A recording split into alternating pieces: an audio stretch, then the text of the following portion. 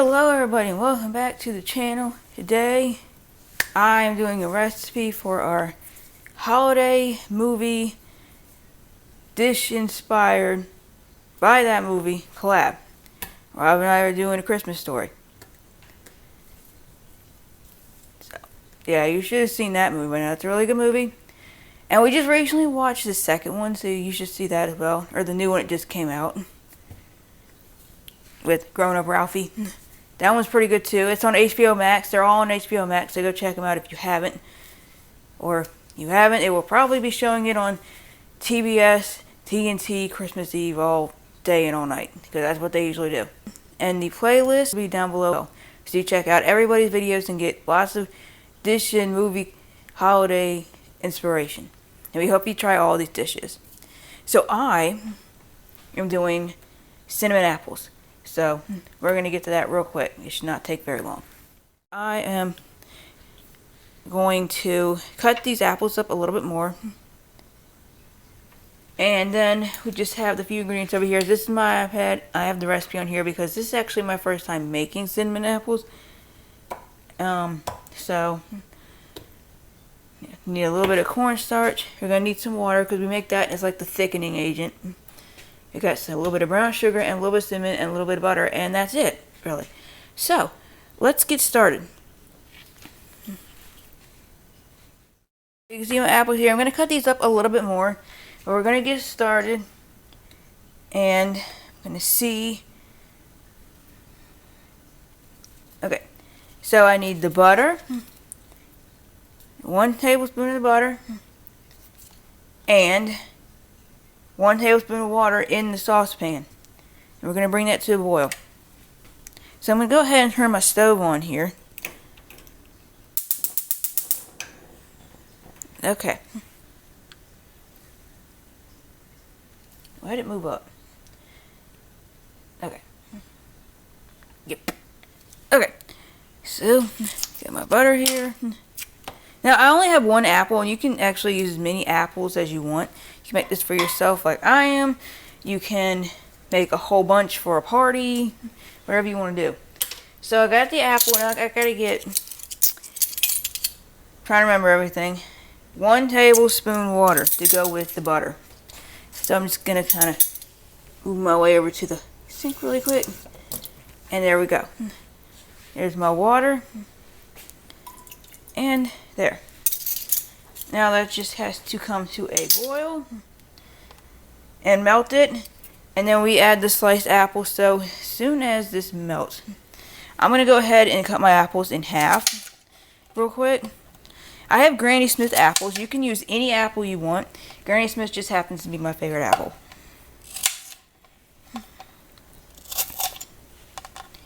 Just to give us a little bit more apple than just big slices. Ouch. Okay, 1 more, and they're sliced. Now, just gotta get this here butter to finish melting. Water's boiling. Alright, I'm using a knife just because I'm almost getting it melted. Okay, now, we're gonna turn that down, and now it says to add the sliced apples and stir with the coat of butter. Because we're going to get the apples nice and soft in this butter. These are kind of big. That's okay. And now, of course, I did not bring a spoon with me, so. Ooh. Heck. I don't have a spoon over here. Here. I'll use this. Okay.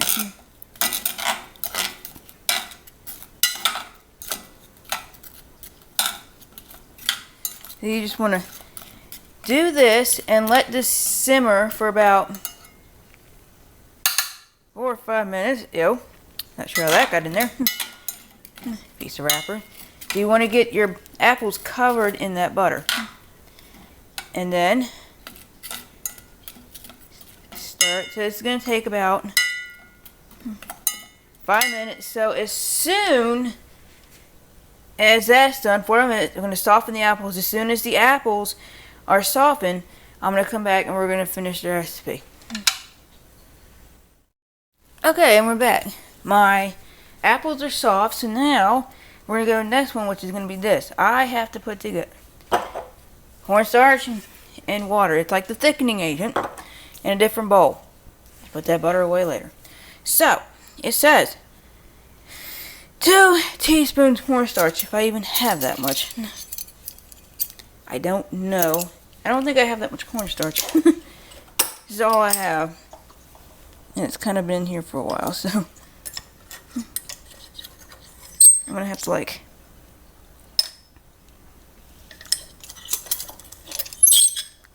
yikes.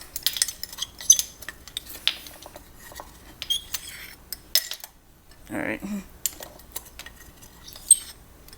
That should be enough. I'm gonna go ahead with that because I don't have exactly 2. But okay, so 2 teaspoons cornstarch thereabouts. So I used what I could. And 1/3 cup water.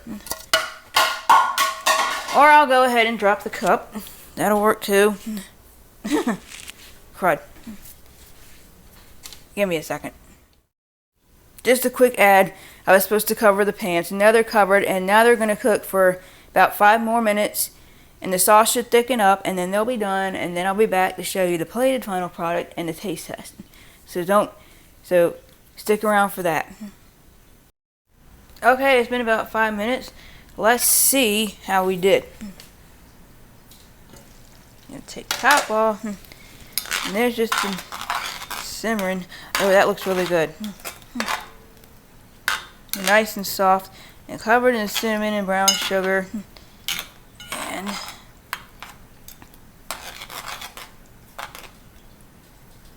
they're perfect. And there you go. That's what they're going to look like in the pot. Sauce is still a little bit watery, but that's okay. The taste is what matters, really. So, I'm going to turn this off, just like that. And we are going to put them in this bowl that I washed out and taste test them.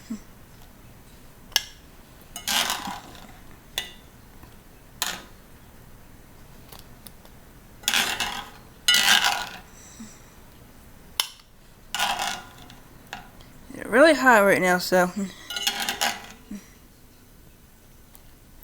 but they look really good.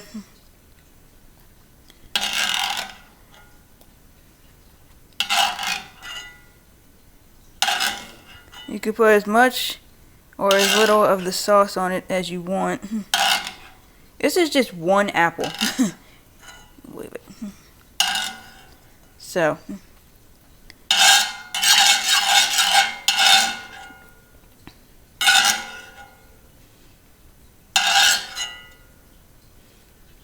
there you go.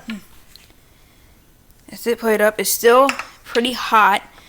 I am going to let it cool for just a minute. I'm going to move it over to the table and then we'll do the taste test.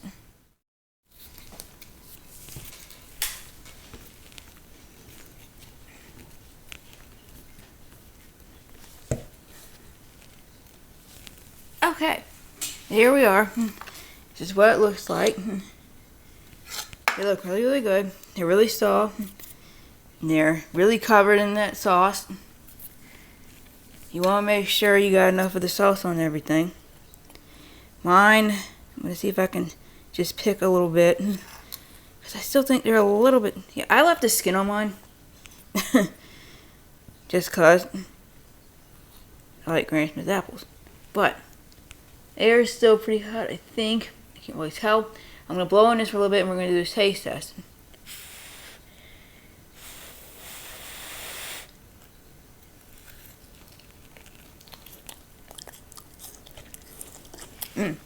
They're nice and soft and cinnamony, and that's pretty good. Like I said, you can use this and as a side dish by itself. Take it to your holiday brunch. have it as a side dish to your holiday breakfast or your holiday dinner. You could use it on top of oatmeal. You could use it in any kind of apple related dessert. It's very versatile, like I said before. It's really good. Mine came out pretty well. Oh wow. And that's Granny Smith apples. So with Granny Smith, it will be a little bit tart, but that's okay. That you like me, fine. If you want a sweeter apple, you can use like Gala or Honeycrisp, and even Golden Delicious maybe. Any other apple. You can pretty much use any apple. Just depends on your sweetness level. So, yeah, those are really good. I hope you enjoyed this. And now I'm gonna send you over to Rob so he can show you his recipe. I believe it's meatloaf. So I hope you enjoy his meatloaf, and I hope you enjoy these apples, and I hope you try both of those. For today's recipe here, we're going to be making a keto-friendly meatloaf inspired by the movie A Christmas Story. So the first thing you're going to need, of course, is your ground beef. You need some Parmesan or Romano cheese. Some, I don't know guys, it's a nacho cheese here, so you need cheddar cheese, garlic, green pepper, onion,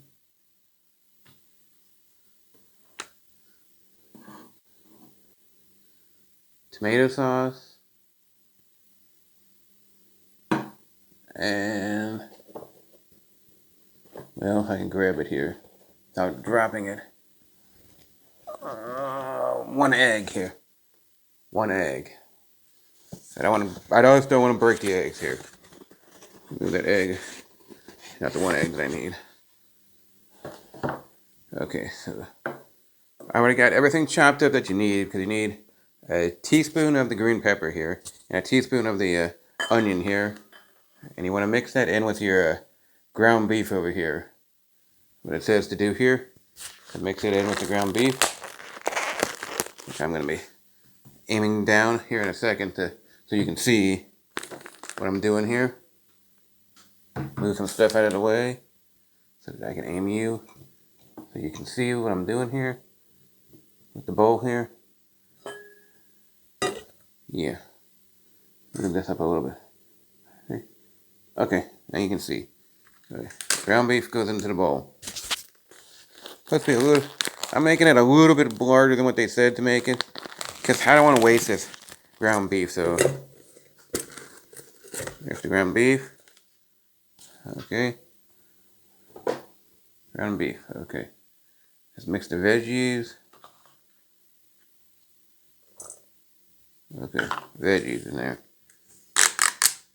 I'm just gonna eyeball how much onion here, because I like a lot of onion here. So eyeball the onion. And the amount of onion it says to use, if you follow the recipe to the T, it says to use 1 teaspoon of onion, which I'm just going to estimate on that one, because I like onion. So, okay, that's more than enough onion for me. Okay, onion. Then it says mix the cheese in here. Okay, so how much Parmesan cheese? About 4 tablespoons. Okay, so I'm just going to estimate that. About 4 tablespoons.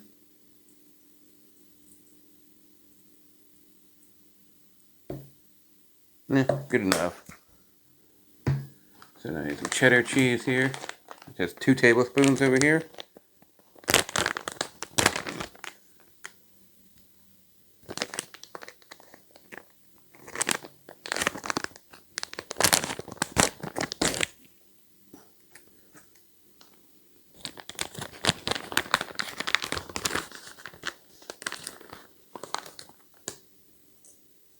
I mean, I've never heard of meatloaf with cheese in it, but oh, well.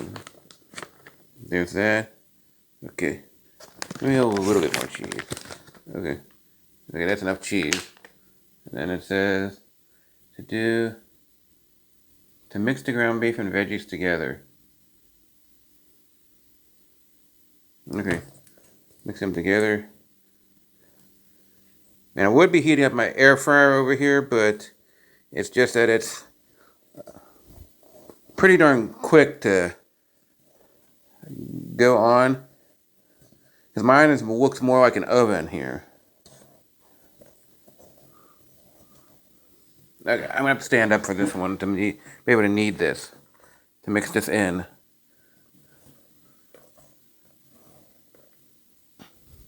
Not wanting to mix very well because it's so dry without the egg in here and stuff.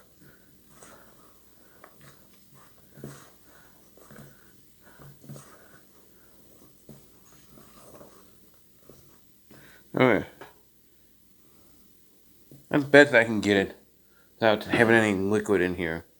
So it says to mix the egg, beat one egg here.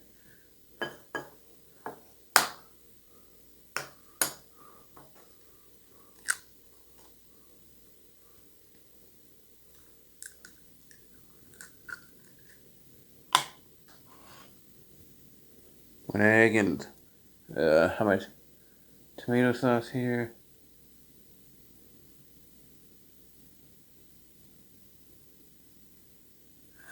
1.5 teaspoons of tomato sauce.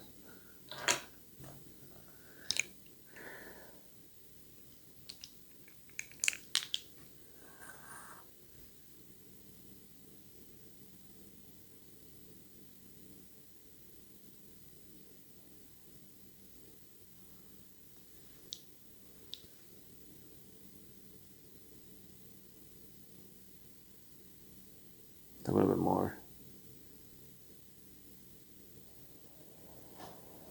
Okay, there's the tomato sauce. And now it says beat it together. Okay, let's move there. Beat the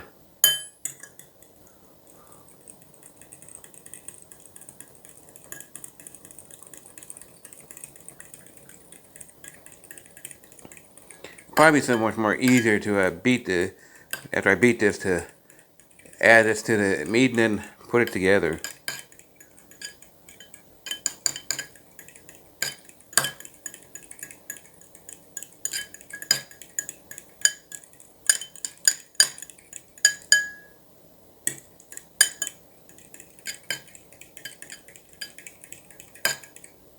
Okay, here's the egg.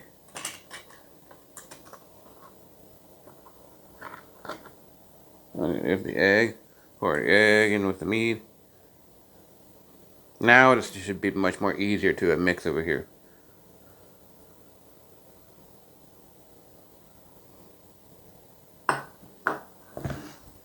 Yeah, now this should be a lot easier to mix here.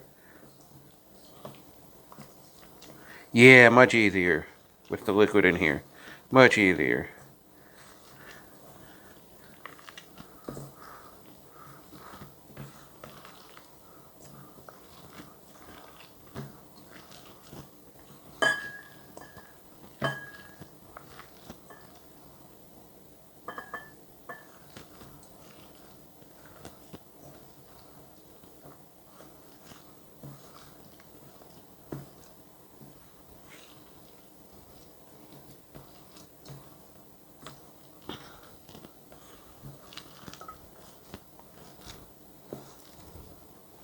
Still a little dry to my liking, so I'm going to add one more egg into it. I am using a full pound instead of just the 6 ounces that they said, so I'm going to mix one more egg in here.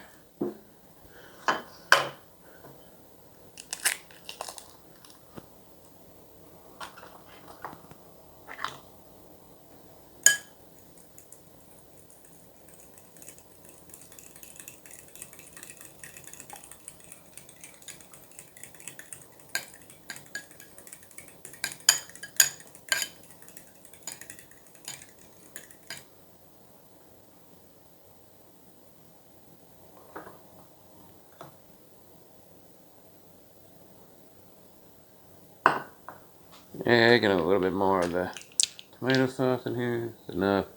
Just a... I'm not going to move. Okay.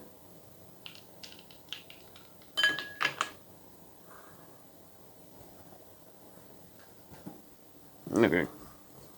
I don't want it to be too wet, but I don't want it to be dry either. Oh, much better. Much better. And we have to form this into a loaf over here.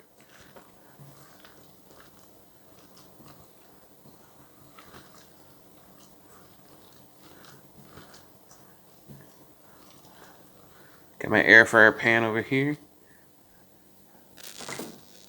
Pan over here for the pan here for the stick the meatloaf onto.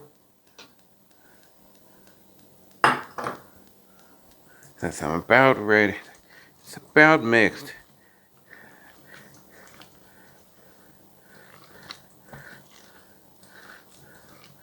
Yeah, so now we have to form this into a loaf over here.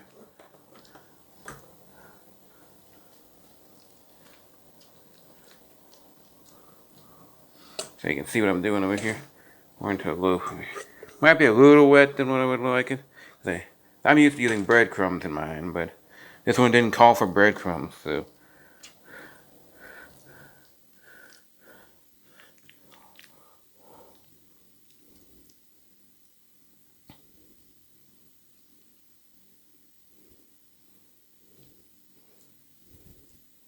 Okay, let me go rinse my hands off over here real quickly. Okay, rinse my hands off real quickly. So I can go turn on this, so we can go over here and go turn on that oven. Over here, and I'll show you my new air fryer over here that I recently purchased. Over here. Don't like leaving you hanging over there, but this was very messy. Take you. Okay. Yeah, we're gonna come with me. You and I and the meatloaf are going over to the air fryer. So I'm gonna flip you over here so you can see the air fryer. So you can see the new air fryer over here. Yeah, I'm trying to get you a good angle so you can see my air fryer. That works. So you pull it open. Got the pan that we don't need here. There, the pan that I don't need is over there. So here's the air fryer. Set to put on for 375. Air fryer there.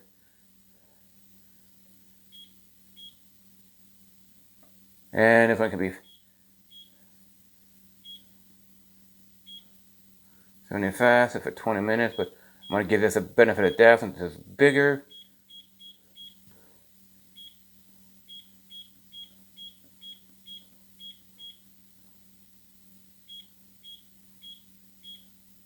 I'll give it 40 minutes here. Hit start.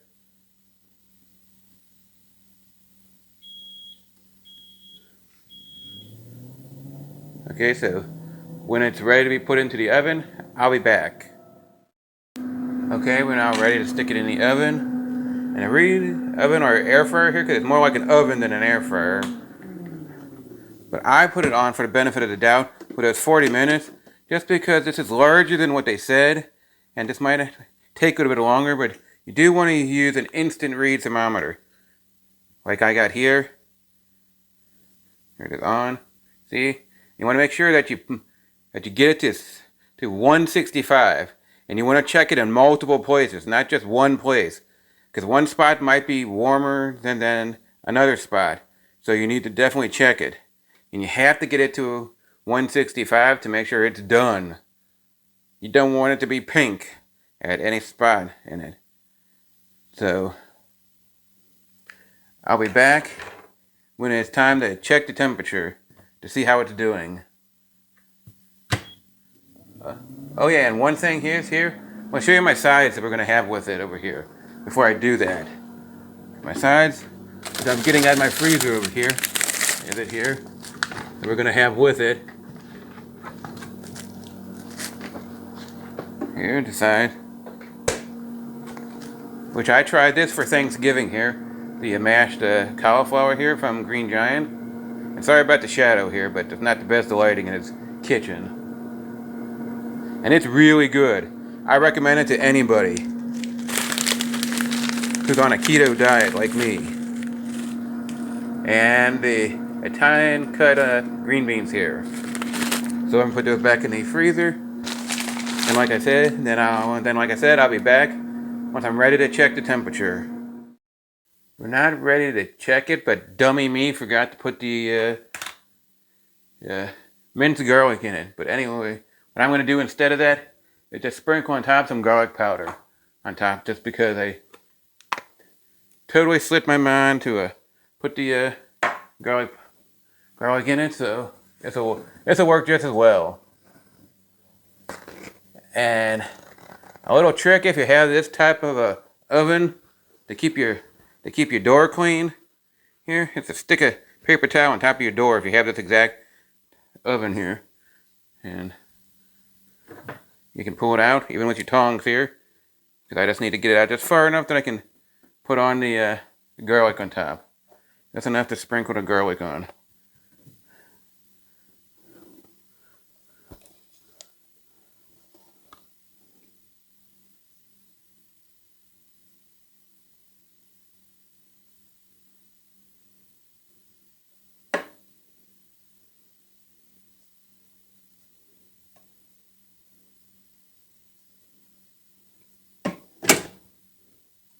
Okay, here's my garlic. Good enough. Yes, it's heavy. I'm trying to get this back in here. I don't want to burn my hand. Okay. Put the garlic on there. Okay.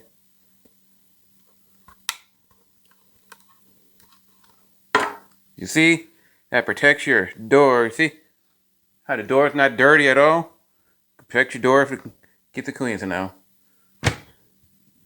But don't be like me and forget to put your minced garlic in your meatloaf here. So I'll be back when we're ready to check the temperature for the first time, because it's got a ways to go. Okay, I've had it in there for 20 minutes, so now we're going to test the temperature here to see if it's done or not, which I doubt it is, but you never know, it might be done.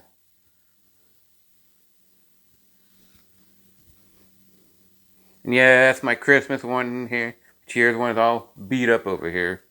But I do got a new one. I just haven't opened it yet. Let's see what it reads. You want to put it into your thickest part first, where you want your instant read thermometer. I'm going to try to get it so that you can see it. See the temperature on this thing. Where you can see it here. You see? It's not done yet. In that spot there. Let me just try it over here. Because over here, you see how different the temperature is over here? When you see it here? Versus, let's say, like over here. Over here, it's done. But in the middle, it's not done yet. You see, wherever I place it, you want to go with the temperature that's on your thickest to make sure it's done. So it's probably going to need another, like, maybe 10 to 15 minutes probably. So I'll be back when it's time to check it again. After I close up this oven here. Start it up.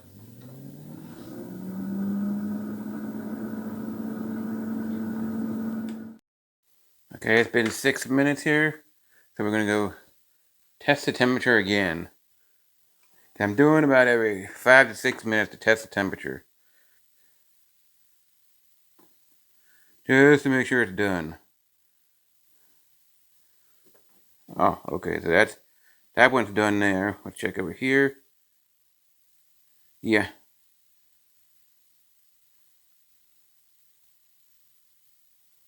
Okay, it's done.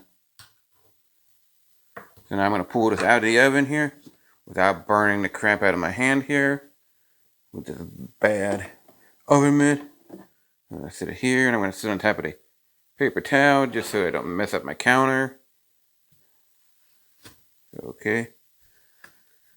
Clean that out later. Cancel this.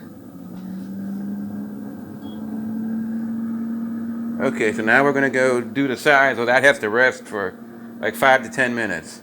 So I'm gonna go get the sides over here. And yes, the oven's just cooling down right now. Air fryer oven here. Now, show you how to make this one here. If you ever turn this so that you can see this a little bit better. Okay. If you never made this one before. Okay. The directions say here.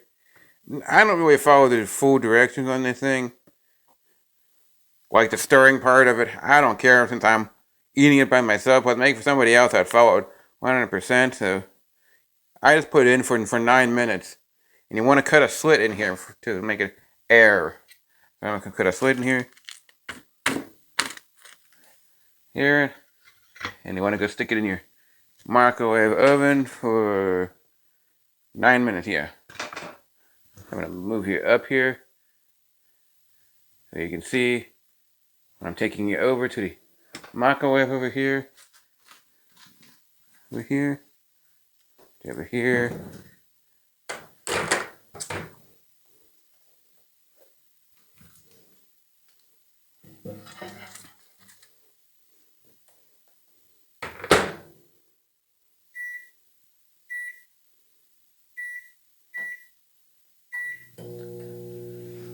I'll be back once this is done cooking, so we can put the green beans in. Okay, our microwave is done here. We can pull this out. I'm burning my crap out of my hand over here. Out over here, so give me the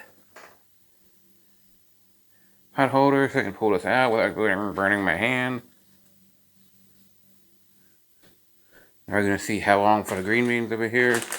I got a 12,000 watt oven.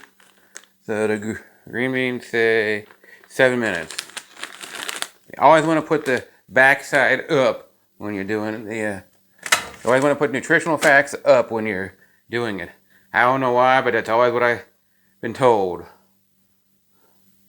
So we're going to set this for 7 minutes. I have to shut the door here.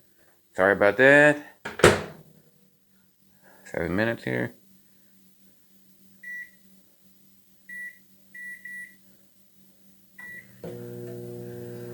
I'll be back when this is done, and then we can start plating this up. And for the plates over here, what I'm going to show you is that I actually do got a little for the setup over here for to go with the thumbnail image here. They got a little plate there that actually is for the movie, and a cub. I got a little snowman to represent the snow in the movie. Then I got the little card here, the pop-out card here. Then I got the leg lamp ornament. I even got a napkin over here. But anyway, I'll be back when it's time to plate everything up. Okay, I'm now back to be able to plate this thing up here. So we're going to want to cut our meatloaf over here. But I won't cut it on my pan over here because I don't want to ruin this pan. I'm going to bring over my cutting board over here so that I don't kill my pan over here. Because I don't want to kill my pan.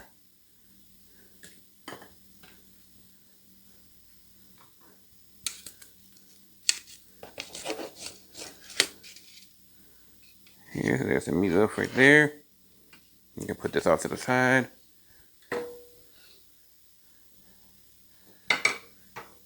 I'm going to cut this meatloaf over here.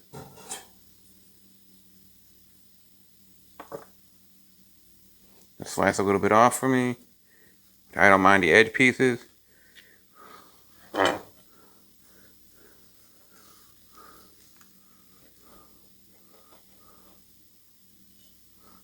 Okay. A little bit of piece here, and I like a little bit piece over here. Okay, so there's that on there. Center. Okay. Now we're going to put our green beans on. These are extremely hot green beans.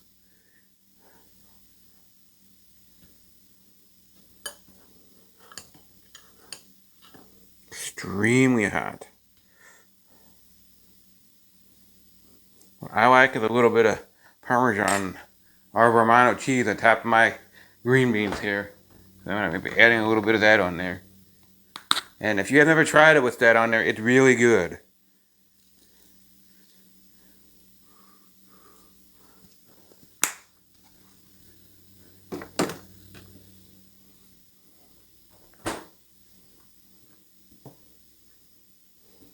Okay, let's bring over the cauliflower mash over here. Cauliflower mashed potatoes over, mashed non-potato over here.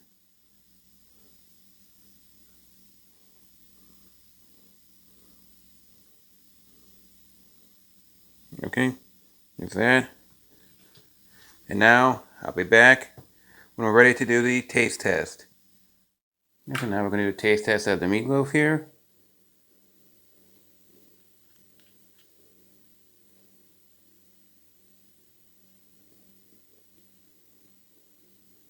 It's really good, but if you want to add a little pizzazz to it, you can add a little bit of ketchup to it. This is what I'm getting over here. Sorry about my dishes behind here. It's good plain, but here's the with the ketchup.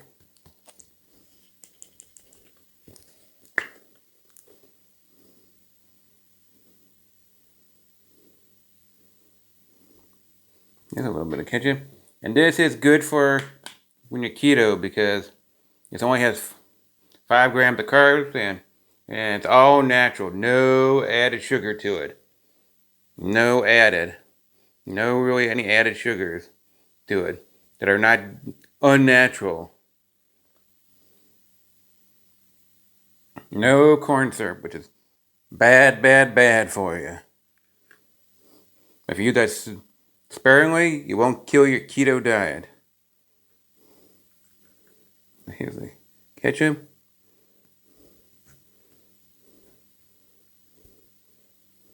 Put the ketchup over in here. Get a piece with the ketchup on it.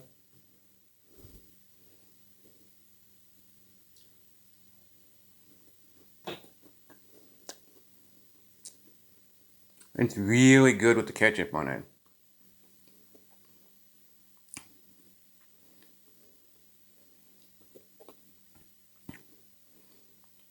One of the better meatloafs that I've made in a long time. That didn't need any breadcrumbs added to it. It's really good. You can taste this of the green beans with the Romano cheese on it. Those are really, really good. I highly recommend those with the Parmesan cheese or Romano cheese on it. You have the taste test of the cauliflower mashed over here. Those things are amazing. And this meatloaf is amazing. And I recommend it to anybody who's keto to make this meatloaf. And even if you're not keto, I still recommend making this. And it's fast and it's easy inside your air fryer. Anybody can do it. Because if I can do it, you can too. Even though I've had training for culinary arts, but still, anybody can do it. So I hope you enjoyed this recipe for the keto-friendly meatloaf here, inspired by a Christmas story. So now I'm going to send it back to Sumner. I want to thank you for watching our videos in this holiday movie dish-inspired collab. And don't forget to like, comment, subscribe, and don't forget to click that little bell icon so you know when this video is coming out. So, we hope you have an amazing holiday, whatever you celebrate. We hope you try these 2 dishes and all of the other dishes in the playlist as well. And thank you for watching.